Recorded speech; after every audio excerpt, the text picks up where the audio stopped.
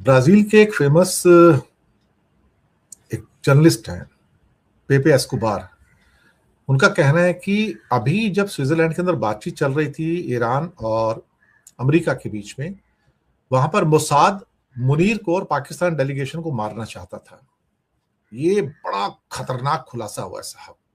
Mossad ने plan किया था असीम मुनीर को मारने का, और जो उनका डेलीगेशन है उनको मारने का पूरा साजिश रचा था। पेपे एस्कोबार ने दावा किया है, और ये इंटरसेप्ट भी हुआ है। मैसेज सुनने में आया है कि पाकिस्तान के खुफिया डिपार्टमेंट ने इसको इंटरसेप्ट भी किया है। ब्राजील के इन्वेस्टिगेटिंग जर्नलिस्ट और जियोपॉलिटिकल एक्सपर्ट पेपे एस्कोबार बड़े फेमस हैं। उनका पॉडकास्ट, उनका कहना है कि मोसाद ने स्विट्जरलैंड में अमेरिका और ईरान की टॉक्स में मीडिएशन के तौर पर शामिल पाकिस्तानी डेलीगेशन के साथ असीम मुनीर की मर्डर की प्लानिंग की थी। अभी तक कोई, मेरे पास कम से कम ऐसी कोई खबर नहीं है कि पाकिस्तान से क्या रिएक्शन आ रहा है इसके ऊपर। ये पॉडकास्ट के अंदर खासतौर से एक इंटरनेट सेलिब्रिटी मारियो नोफेल है, उसके साथ पॉडकास्ट में खुलासा किया। एस्कोबार ने दावा किया कि पाकिस्तान का खुफिया डिपार्टमेंट उसको एक सीक्रेट मैसेज मिलता है कि मोसाद स्विट्जरलैंड के अंदर पाकिस्तान के डेलीगेशन को और मुनीर को मारने की तैयारी कर रहे हैं। एस्कोबार ने असीम मुनीर और पाकिस्तान डेलीगेशन के मर्डर की साजिश की कि मोसाद ये करने जा रहा है, क्योंकि पाकिस्तान और इजराइल एक दूसरे के कट्टर दुश्मन हैं। और खासतौर से अपने पासपोर्ट में भी लिखता है कि इजराइल के लोग, इजराइल यहाँ पाकिस्तान के लोग इजराइल नहीं जा सकते।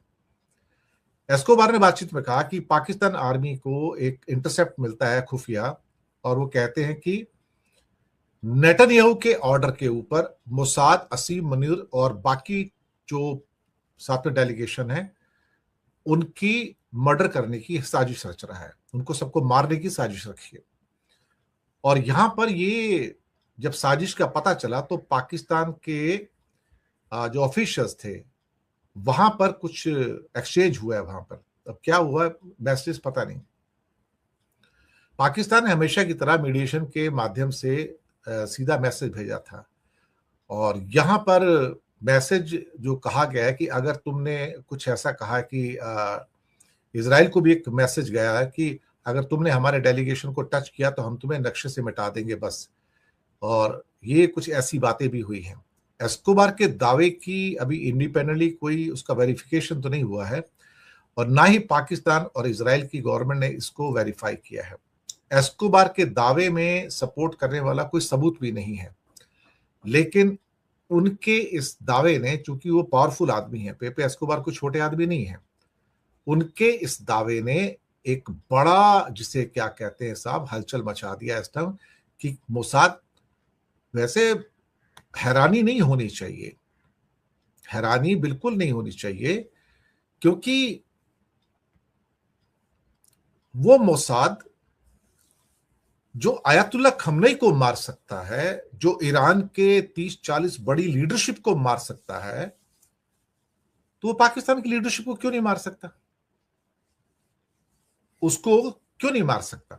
ये बात तो मानने की है ना। इस बात को तो हमें ही मानना पड़ेगा ना कि अगर वो आयतुल्ला खमनेई को मार सकता है, बाकी उनके लीडरान को मार सकता है, तो असीम मुनीर फिर उनके लिए क्या बड़ी चीज है? लेकिन हाँ, ये बात है कि अगर पाकिस्तान भी एक न्यूक्लियर पावर है, फिर पाकिस्तान भी अपनी न्यूक्लियर पावर का इस्तेमाल जो भी उनके पास मिसाइल सिस्टम्स है उसका द्वारा वो कर सकता है वो। और ये सही बात है कि अगर आपस में इनकी फाइट होती है तो फिर नक्शे से मिटने की बात भी सच हो सकती है, इसमें तो कोई शक वाली बात नहीं है।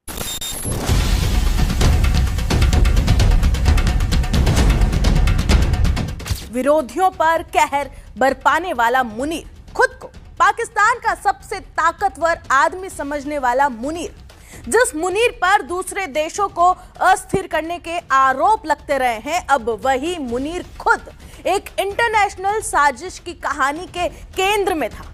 अब खुद किसी और की हिट लिस्ट में सबसे ऊपर पहुंच चुका था।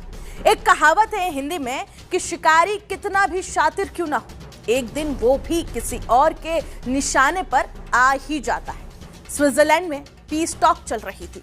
दुनिया को ये लग रहा था कि शायद एक और युद्ध टल जाएगा। लेकिन उसी वक्त पर्दे के पीछे एक ऐसा खेल खेला जा रहा था जो पूरी दुनिया को हिला सकता था। क्यों?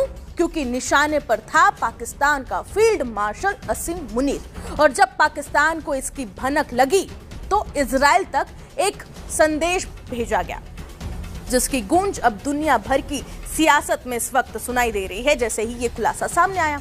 आखिर क्या था वो प्लान? किसने रची थी ये पूरी साजिश? और क्यों अचानक दुनिया की नजरें स्विट्जरलैंड से पाकिस्तान और इजराइल पर जा टिक गई है? इस पूरी कहानी को विस्तार से समझते हैं। एक्चुअली हत्या के प्लान का ये जो दावा सामने आया है, ये ब्राजील के पत्रकार और जियोपॉलिटिकल एनालिस्ट पेपे एस्कोबार ने किया है।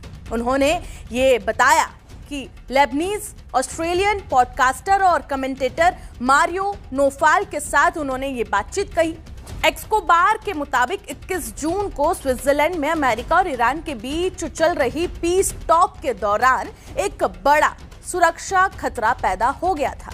उनका ये मानना है, उन्होंने ये दावा किया है कि पाकिस्तान की सैन्य खुफिया एजेंसी को जैसे ही इस साजिश की जानकारी मिली कि इजराइल की खुफिया एजेंसी मोसाद पाकिस्तान के सेना प्रमुख आर्मी चीफ असीम मुनीर और संभवत उनके डेलीगेशन को निशाना बनाने की तैयारी कर रही है, इन्हें मौत के घाट उतारने की तैयारी कर रही है।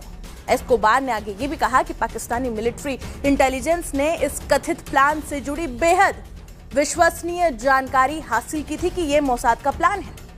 उनके मुताबिक मामला इतना गंभीर था कि पाकिस्तान ने तुरंत इस पर रिएक्शन देना शुरू कर दिया और यहीं से कहानी और भी ज्यादा दिलचस्प हो जाती है। एस्कोबार के मुताबिक पाकिस्तान ने अपने पारंपरिक मध्यस्थ के जरिए इजराइल तक एक सख्त संदेश पहुंचाया था।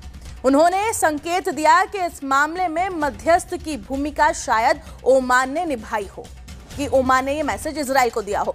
कथित तौर पर संदेश साफ था, अगर पाकिस्तानी डेलीगेशन को छुआ भी गया तो उसका बहुत गंभीर जवाब दिया जाएगा। दिलचस्प बात यह भी है कि हाल के दिनों में सोशल मीडिया पर कुछ लोग ये कह रहे थे कि इजराइल पाकिस्तान को धमकियां दे रहा था, लेकिन एस्कोबार की कहानी बिल्कुल उल्टी है। उनके मुताबिक चेतावनी जो है ये पाकिस्तान की तरफ से इजराइल को भेजी गई थी। अब यहाँ सबसे बड़ा सवाल खड़ा ये होता है कि अगर वास्तव में इतना बड़ा खतरा मौजूद था तो क्या स्विट्जरलैंड, अमेरिका या फिर पाकिस्तान की सुरक्षा एजेंसियों ने कोई सार्वजनिक चेतावनी जारी की? यह सवाल है। मीडिया रिपोर्ट्स के मुताबिक ऐसा कुछ भी नहीं हुआ है अभी तक। स्विस, अमेरिकी और पाकिस्तानी एजेंसियां, ये तीनों ही एजेंसियों की तरफ से कोई भी आधिकारिक सेफ्टी अलर्ट जारी नहीं किया गया है अब तक, ना ही सार्वजनिक तौर पर किसी हत्या की साजिश का जिक्र तक किया गया। इसके अलावा अब तक ना तो पाकिस्तान सरकार की ओर से और ना ही इजराइल सरकार की ओर से इस पूरी कहानी को लेकर कोई पुष्टि की गई। दोनों देशों की तरफ से कोई भी अभी तक आधिकारिक बयान इस पूरे मामले को लेकर सामने नहीं आया है। यानी फिलहाल जो कुछ सामने आया है वो मुख्य रूप से पेपे एस्कोबार के दावों और उनके बताए गए सूत्रों पर आधारित है। ये मामला इसलिए भी चर्चा में है क्योंकि हाल के दिनों में पाकिस्तान खुद को अमेरिका और इजराइल के बीच बातचीत कराने वाला देशों में शामिल करने की कोशिश कर रहा था। यहाँ पे एक चौधरी बनने की वो कोशिश कर रहा था। अमेरिका ईरान तनाव बढ़ने के बाद पाकिस्तान ने मध्यस्थ की भूमिका निभाने की कोशिश तो की, लेकिन वो फेल हुआ। पिछले हफ्ते प्रधानमंत्री शहबाज शरीफ और फील्ड मार्शल असीम मुनीर स्विट्जरलैंड गए थे और वहीं पर अमेरिका और ईरान के बीच चल रही अहम चर्चाओं के दौरान ये कथित सुरक्षा खतरा सामने आने की बात इस वक्त सामने आई है, कही जा रही है, जो कि एक पत्रकार ने की है। एस्कोबार का तो ये तक कहना है कि अगर पाकिस्तानी खुफिया एजेंसी समय रहते इस जानकारी तक नहीं पहुंचती तो मामला एक बड़े अंतर्राष्ट्रीय संकट में बदल सकता था। लेकिन कहानी का दूसरा पक्ष बिल्कुल अलग है, इसे भी आप समझ लीजिए। पाकिस्तान के कई पत्रकारों और राजनीतिक टिप्पणीकारों ने इस पूरे मामले को सिरे से खारिज कर दिया है, यानी कि इनकार ही कर दिया है। पाकिस्तान के डिजिटल न्यूज प्लेटफॉर्म के मुताबिक कई पत्रकारों ने इस कहानी को, जो ये दावा सामने आया है, इसे बेबुनियादी और तथ्यों से परे बताया है। सीनियर पत्रकार सैयद तलत हुसैन ने सोशल मीडिया प्लेटफॉर्म एक्स पर इस दावे को खारिज करते हुए ये लिखा है कि ये पूरी कहानी बकवास है, इसमें जरा सी भी सच्चाई नहीं है, ऐसा कुछ भी कभी भी नहीं हुआ है। उन्होंने आगे ये भी कहा कि पाकिस्तान के एक वरिष्ठ सुरक्षा अधिकारी ने इस कहानी को भ्रामक प्रोपोगेंडा बताया है ताकि दोनों देशों के बीच में तनाव हो। यानी एक तरफ एक पत्रकार ये दावा कर रहा है कि स्विट्जरलैंड में मौत का खेल खेला जा रहा था, तो वहीं दूसरी तरफ पाकिस्तान के अनुभवी पत्रकार ये कह रहे हैं कि ऐसा कुछ भी नहीं हुआ है।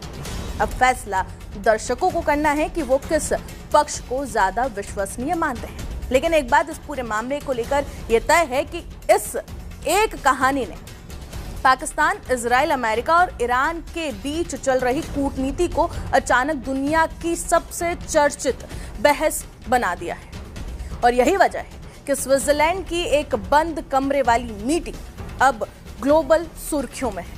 आपको क्या लगता है, क्या असीम मुनीर सचमुच किसी बड़े ऑपरेशन के निशाने पर थे? क्या मोसाद सच में असीम मुनीर को मारने वाला था, या फिर यह सिर्फ एक जियोपॉलिटिकल दावा है, सिर्फ अटकलों का एक तूफान है?